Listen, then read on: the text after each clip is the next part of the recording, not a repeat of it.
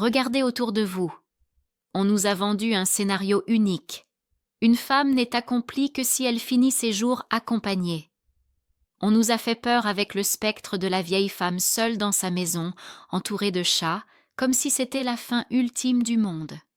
Mais aujourd'hui, sur l'âme de la sagesse, nous allons déchirer ce scénario. Il se passe quelque chose de révolutionnaire dans le silence des foyers. Des millions de femmes de 50, 60, 70 ans découvrent une vérité qui fait trembler les fondations du patriarcat. La solitude est le luxe suprême de la maturité. Ce n'est pas une solitude subie.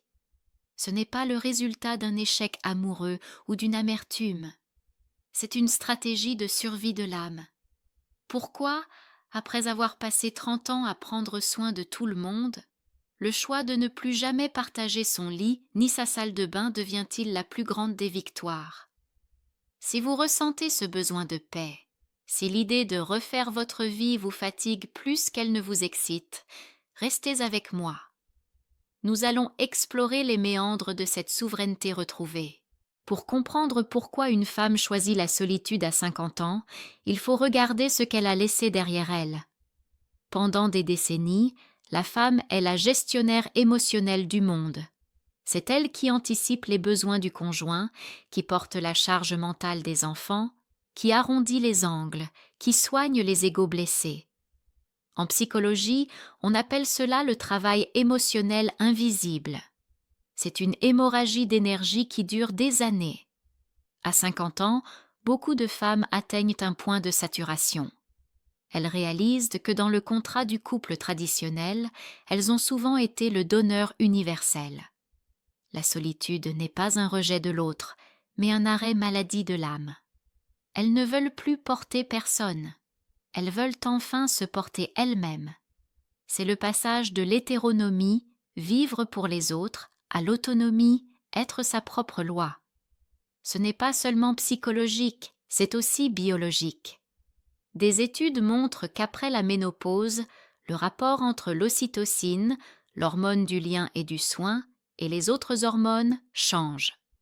La femme sort biologiquement du besoin compulsif de prendre soin d'autrui au détriment de soi.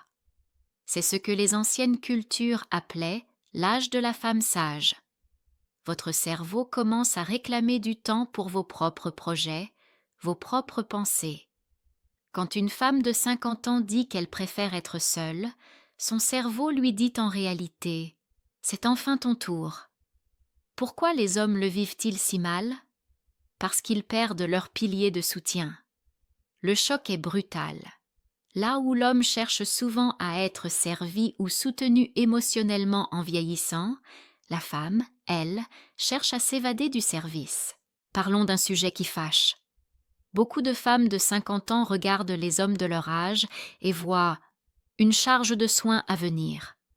Elles voient l'infirmariation de la relation. Elles ont soigné leurs enfants, parfois leurs propres parents, et elles ne veulent pas terminer leur vie à soigner un nouveau compagnon qui n'a pas appris à gérer sa propre santé ou ses propres émotions. Pour beaucoup de femmes sages, un nouvel homme dans leur vie, c'est plus de lessive, plus de cuisine et moins de silence. C'est une réalité pragmatique. La solitude, c'est le droit de laisser sa tasse de café sur la table pendant 3 heures sans que personne ne fasse de remarques. C'est le droit de manger une pomme pour tout dîner si on en a envie. C'est la fin de la négociation constante. Carl Jung parlait de la deuxième moitié de la vie comme d'une période d'individuation.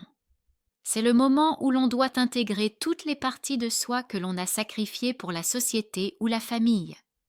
La solitude devient alors un laboratoire. Comment pouvez-vous savoir qui vous êtes vraiment si vous avez toujours quelqu'un dans la pièce d'à côté qui attend quelque chose de vous? La femme souveraine utilise la solitude pour explorer ses talents cachés, ses désirs enfouis, sa spiritualité. La différence entre la solitude, souffrance de l'isolement, et la solitude sacrée, plénitude d'être avec soi-même. La femme mûre ne se sent pas seule, elle se sent complète. Elle est sa propre meilleure amie. Elle a enfin atteint le stade où elle n'a plus besoin d'un miroir extérieur pour valider son existence. Partie 5. Pourquoi la société a peur des femmes seules? Une femme seule et heureuse est une anomalie systémique. Pourquoi? Parce qu'elle est incontrôlable. Elle n'achète plus de produits pour plaire, elle ne suit plus les normes, elle ne cherche plus à se rassurer dans le regard d'un mari. La société essaie de vous faire culpabiliser en vous traitant d'égoïste ou de difficile. Mais la vérité, c'est que votre liberté est intimidante. Votre refus de compromis montre aux autres femmes qu'un autre chemin est possible. Vous n'êtes pas seul, vous êtes en grève du sacrifice. Apprenez à porter votre solitude comme une couronne, pas comme un fardeau. Quand on vous demande « Mais tu n'as pas peur de finir seule ?» répondez « J'ai bien plus peur de finir avec quelqu'un qui me fait me sentir seule. » La sagesse, c'est de savoir quand le chapitre du don de soi doit laisser place au chapitre de la réception de soi. Si vous avez choisi ce chemin, sachez que vous faites partie d'une élite spirituelle. Vous avez troqué la validation pour la paix. Et la paix n'a pas de prix. Merci de faire partie de la communauté de l'âme de la sagesse. N'oubliez pas, votre vie ne commence pas quand quelqu'un vous choisit, elle commence quand vous vous choisissez vous-même.